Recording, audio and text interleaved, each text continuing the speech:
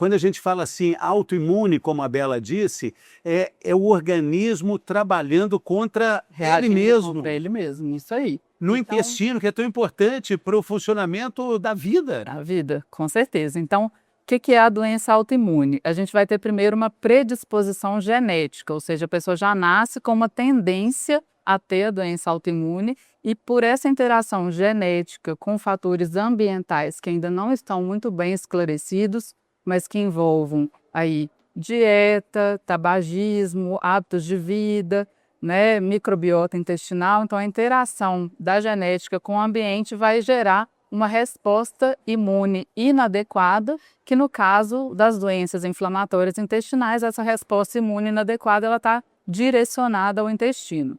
Então, em suma, o organismo para de reconhecer o intestino como próprio e começa a inflamar o intestino, tá? No SESC tem aprendizado para a vida inteira. Sabe por quê?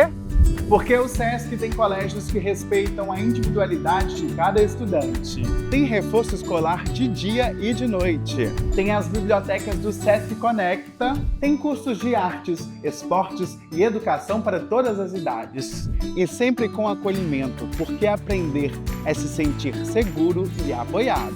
No SESC tem tudo para você viver melhor. Baixe o nosso aplicativo e aproveite! SESC, integrado ao Sistema Fecomércio MG.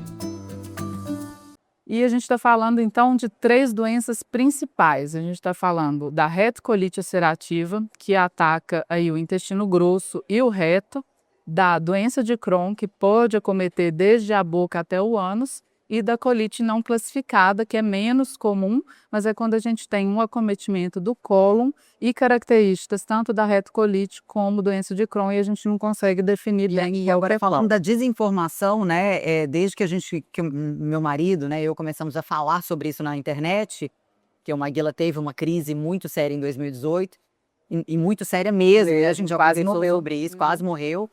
Eu percebi que as pessoas não têm muita informação assim, né, com relação a sintomas, e muita gente passou a escrever para ele, mas que sintoma que você teve, que te ligou um alerta, assim, por que você foi parar no hospital, né? Então eu queria que você começasse essa entrevista falando um pouquinho sobre isso, porque tem muita gente que tem retocolite e nem imagina estar ali perdendo sangue nas fezes. E quais são os sintomas clássicos, digamos assim? Então, é importantíssimo. A gente está nesse momento aqui justamente para divulgar esses sintomas e fazer o alerta, né, para as pessoas que têm esses sintomas procurar o atendimento médico. Então, basicamente, seria diarreia crônica. O que é crônica? Mais de 4 semanas, né, persistindo aí por esse tempo. E diarreia ir ao banheiro várias vezes, sua consistência, né? As duas coisas, mais de 3 vezes por dia, né, a gente considera diarreia, fezes líquidas, principalmente contendo sangue, muco ou pus, são sinais aí de alarme para a gente procurar um médico.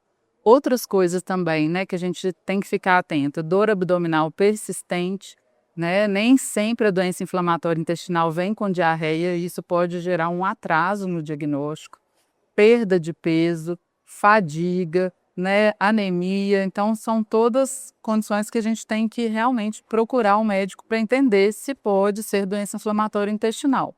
Por quê? A diarreia crônica, né, como eu falei, mais de 4 semanas, tem uma gama, né, de etiologias, de causas. No SESC tem aprendizado para a vida inteira. Sabe por quê? Porque o SESC tem colégios que respeitam a individualidade de cada estudante. Tem reforço escolar de dia e de noite. Tem as bibliotecas do SESC Conecta. Tem cursos de artes, esportes e educação para todas as idades. E sempre com acolhimento, porque aprender é se sentir seguro e apoiado. No SESC tem tudo para você viver melhor. Baixe o nosso aplicativo e aproveite! SESC, integrado ao Sistema Fecomércio MG. Então, realmente, o médico especialista que é capaz de entender, né, qual que é esse diagnóstico específico, né, de esmiuçar esse diagnóstico. No caso do Maguila, ele teve todos esses sintomas de uma vez.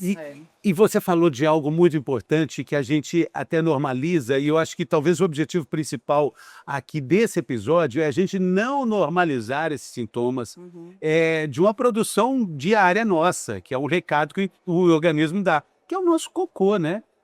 sangue nas fezes não é normal. Não é. Não é normal. Eu, durante 10 anos, fiz o programa Bem-Estar e eu acho que esse era um dos grandes mantras que a gente tinha, da gente olhar o cocô, da gente perceber o que a gente está produzindo. Tem até aquela tabela de Bristol, né? Pra gente Sim, ver pra entender o formato, formato. a consistência, o que é normal. As pessoas têm vergonha, Fernando, de falar de cocô. É. Sendo todo mundo faz, Sempre todo gente. mundo Vamos falar mais de cocô? Exatamente. certeza. E aí, o sangue nas fezes, a gente acha, pô, pode estar ligado à hemorroida, pode estar, mas olha, pode estar ligado ao que for. O problema é que a gente tem que se ligar nisso, né? Você tem que buscar o atendimento médico, né? A gente não pode menosprezar os sintomas, você falou muito bem. É muito comum a pessoa falar assim, mas eu comi uma comida estragada, por isso que eu tive diarreia.